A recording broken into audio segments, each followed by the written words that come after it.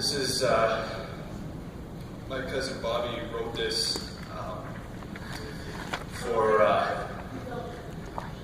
my grandmother. Hey, Bobby.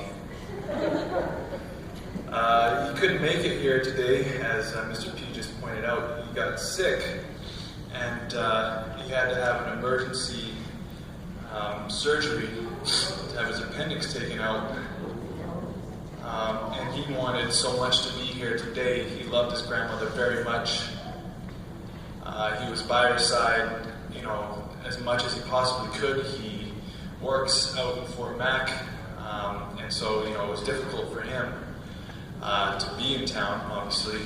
But when he was here, he made sure to see his grandmother and made a point to be by her side as much as he possibly could while he was only here for a few short days at a time.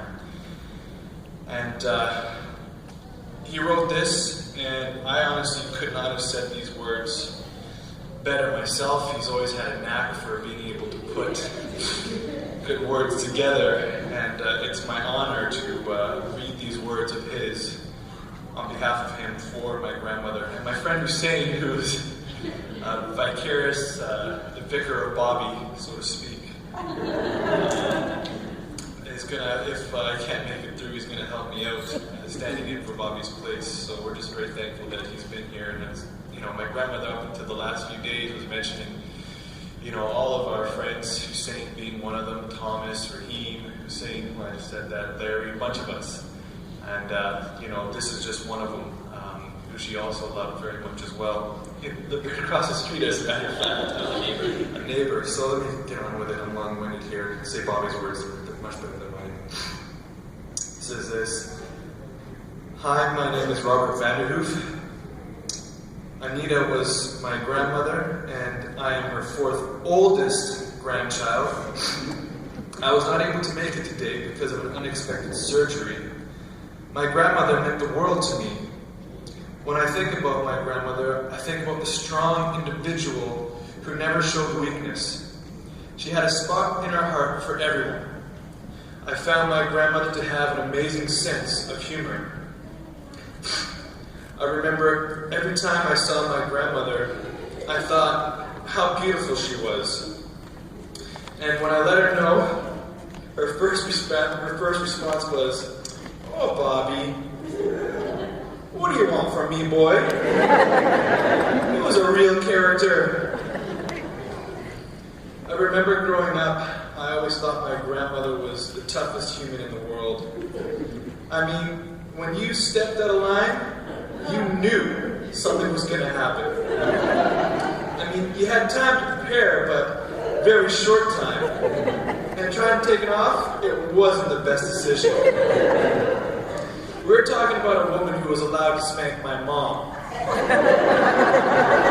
Now, someone being able to spank your mom is a scary thought. My grandmother was also the only one who could put my grandfather in his place. Ultimately, she truly was a queen.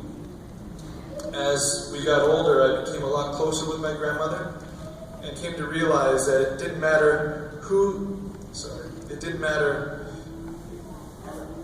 who you were or what situation she was in, but she would always do her best to make time for you. She could always solve any problem or any situation that our family was going through. She became a good friend of mine, and I cherish every moment I got to spend with her. I remember 2 months ago, my grandmother looked at me and said that she doesn't have the strength to take care of anyone anymore. And I stopped, and I told my grandmother, no one can say that they have been able to do what you have done. Your oldest child, who is up in his getting close to 60s, and you have also taken care of 4 other children. You've helped to raise 8 grandchildren, as well as the great-grandkids. You were there for all the family and for friends, and family friends as well. You've done your job and much more. I was right. My grandmother was the strongest woman in the world.